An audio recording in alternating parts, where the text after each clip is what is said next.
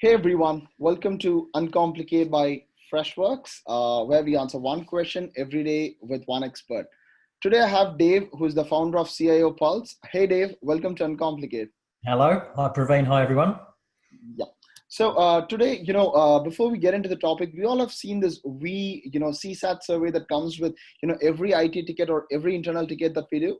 Most of us don't make a great use of those, the feedback that we receive from those, right? So Dave has really 5 points to go about, how to really make sense of those feedback. So Dave, without further ado, tossing it up to you. Okay, thank you for that.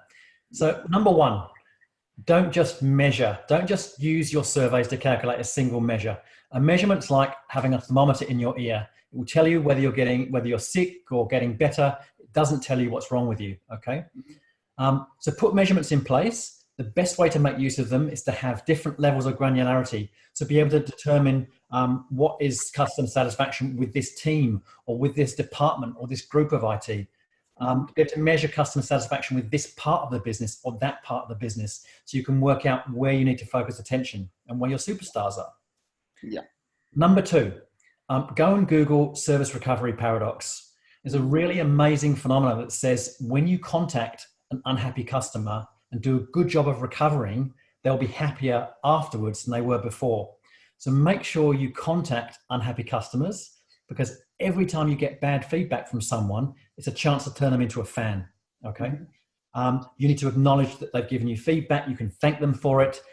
You can apologize, you can fix it, and you can even collect some great feedback for coaching, which is my third point. You've got customer-facing staff. So use customer feedback for coaching your support staff. It's firsthand, okay? And it's unbiased. You can also use it for reward and recognition.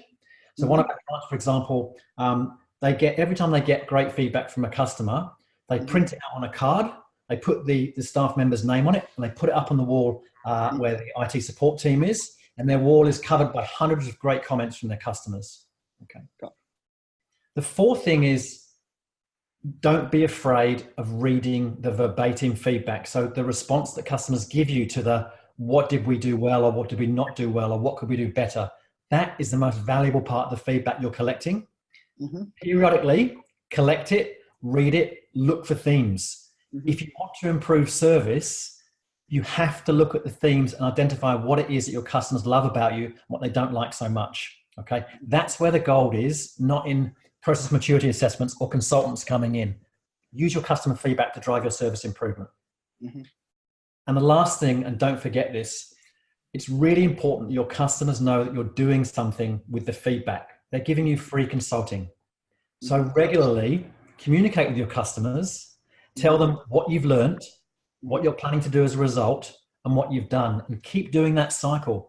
If they don't think you're going to be doing anything with their feedback, they're going to stop responding to your surveys, and you'll end up with something, in single digits in terms of response rate.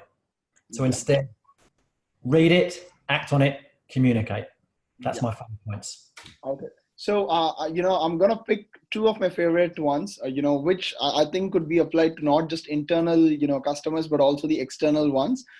Communicating to customers who are very unhappy, and, just keep communicating to them on the feedback that you've done based on, the actions you have taken based on their feedback. So loved all your 5 insights, but those are my 2 favorite ones, Dave. Thanks, guys. Thanks, Praveen. Yeah. So until the next episode, this is Praveen signing off. Thank you, guys.